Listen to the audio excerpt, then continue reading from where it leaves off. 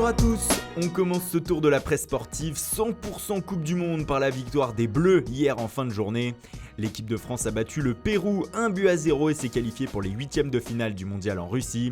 Il y a comme des saveurs d'été pour le journal L'équipe ce matin. Mbappé fait bien entendu la une du quotidien français. Il a inscrit le seul but de son équipe après une belle action de Pogba et Giroud. Cependant, tout ne fut pas parfait et comme le souligne la Provence, c'est plutôt le soulagement qui domine. Ça c'est fait, lâche le journal. Il reste un dernier match mardi face au Danemark pour conserver la première place.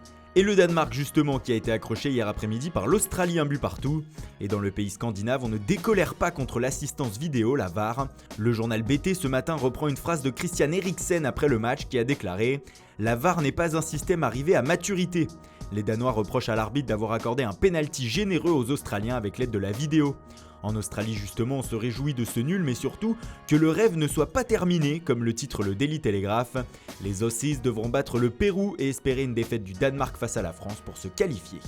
Mais bien sûr, l'information qui domine cette matinée de vendredi, c'est la large défaite des Argentins hier soir face à la Croatie 3-0. Une véritable humiliation pour l'Albi Céleste qui est vécue comme un drame au pays. Sur le site internet de Olé, on peut lire ce titre, La Casa des Papelones, la maison du ridicule, en référence à la fameuse série, mais qui illustre parfaitement la situation des Argentins. Pour TYC Sport, on n'avait pas vu une telle défaite lors d'un mondial depuis 60 ans et un 6-1 contre la Tchécoslovaquie lors de la Coupe du Monde 1958. Enfin pour la Nation, c'est une maladie profonde qui gangrène la sélection argentine.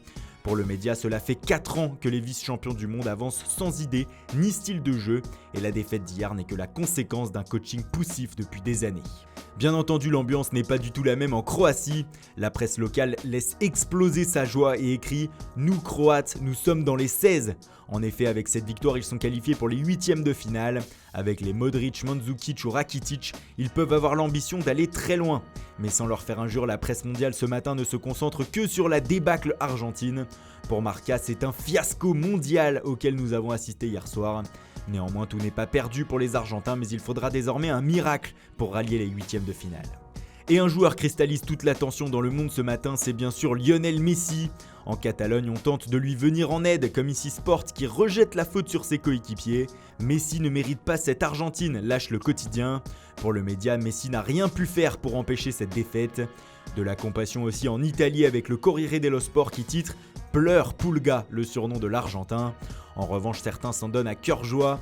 En Angleterre, le Daily Mail lâche un taxi pour Messi, comme pour indiquer aux Barcelonais qu'il doit trouver un moyen de transport pour rentrer en Argentine.